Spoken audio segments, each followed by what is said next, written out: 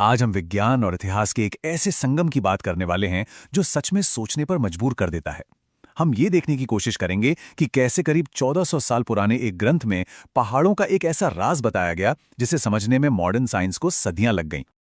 हम जब भी पहाड़ों को देखते हैं तो उनकी ऊंचाई की बात करते हैं, लेकिन उनकी असली पहचान तो जमीन के नीचे है। जो हमें दिखाई देता है वो तो कहानी की बस एक झलक है। असल कहानी तो उस गहराई में है जहां हमारी नजरें नहीं पहुंचती। देखिए, आमतौर पर हम सब यही सोचते हैं कि पहाड़ क्या है? जमीन के ऊपर रखी हुई चट्टानों का एक बहुत बड़ा ढेर, बस। ठीक वैसे ही जैसे किसी मेज पर कोई किताब रखी हो। लेकिन ये सोच उतनी ही अधूरी है जितना किसी आइसबर्ग का सिर्फ ऊपरी हिस्सा देखकर उसे पूरा मान लेना। तो चलिए अब जरा समय में पीछे चलते हैं, करीब 1400 साल पीछे, और देखते हैं कि एक प्राचीन ग्रंथ ने पहाड़ों के बारे में ऐसा क्या कहा था जो आज के विज्ञान को भी हैरान कर देता है। हमारी इस पूरी पड़ताल का जो केंद्र है वो कुरान की एक बहुत ही खास आयत है, और यहीं से ये सारी कहानी एक बेहद दिलचस्प मोड़ लेने वाली है। इस आयत में जमीन को एक आरामगाह बताया गया है, और फिर पहाड़ों के लिए एक बहुत ही खास शब्द का इस्तेमाल किया गया है, अवताद। ये सिर्फ एक शब्द नहीं है, बल्कि एक बहुत बड़ी पहेली का जवाब है। तो सवाल यह है कि आखिर इस अवतद का मतलब क्या है। आपको जानकर हैरानी होगी कि इसी एक शब्द में इस पूरे रहस्य का ताला और उसकी चाबी दोनों छिपे हैं। चलिए इसे जरा खोलकर देखते हैं। अवतद एक अरबी शब्द है जिसका सीधा सा मतलब होता है तंबू की कीलें। जी हां, वही कीलें या खूंटे जिन्हें हम तंबू को जमीन में गाड़कर उसे मजबूती देने के लिए इस्तेमाल करते हैं। अब जरा एक तंबू की कील के बारे में सोचिए। उसकी असली ताकत कहाँ होती है? उस हिस्से में जो हमें दिखाई नहीं देता। ज्यादातर कील तो जमीन के अंदर धसी होती है ना, और यही छिपा हुआ हिस्सा तंबू को आंधी हो या तूफान अपनी जगह पर टिकाए रखता है। तो इस मिसाल का मतलब बिल्कुल साफ है।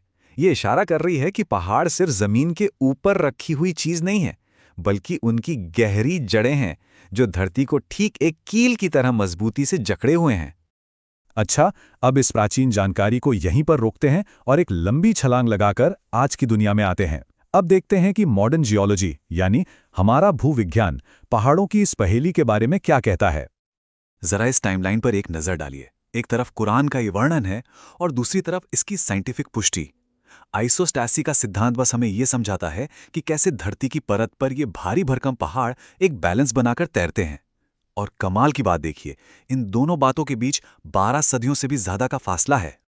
ये जानकर वाकई हैरानी होती है कि 19वीं सदी तक तो बड़े बड़े वैज्ञानिक भी पहाड़ों को बस जमीन के ऊपर उगी हुई चट्टानें ही मानते थे। लेकिन आज विज्ञान हमें बताता है कि नहीं, उनकी बहुत गहरी जड़ें होती हैं, बिल्कुल वैसी ही जैसी उस 1400 साल पुरानी कील वाली मिसाल में बताई गई थी। आज का विज्ञान पहाड़ों को समझाने के लिए एक और बड़ा ही शानदार उदाहरण देता है, और वो है आइसबर्ग का। और ये उदाहरण भी बिल्कुल उसी छिपी हुई गहराई वाले सिद्धांत पर काम करता है।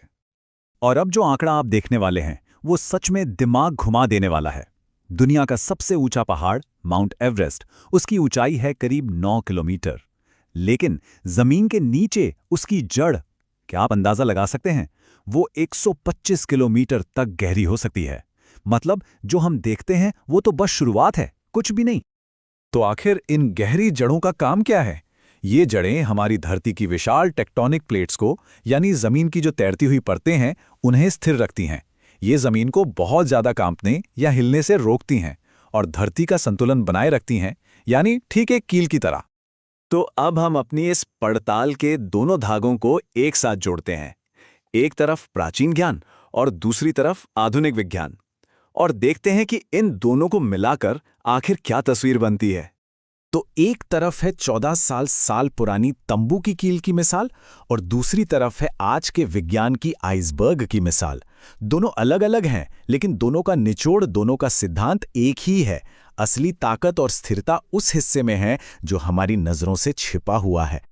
और बस यहीं आकर हम इस कहानी के सबसे बड़े और सबसे अहम सवाल पर रुक जाते हैं। जरा सोचिए, उस जमाने में जब न कोई सैटेलाइट थी, न सोनार था, और न ही जमीन के अंदर मीलों तक खुदाई करने की कोई भी तकनीक, तो फिर पहाड़ों का इतना गहरा राज, ये जानकारी आखिर 1400 साल पहले कैसे मालूम थी? ये सवाल मैं आपके सोचने के लिए छोड़ता हूं।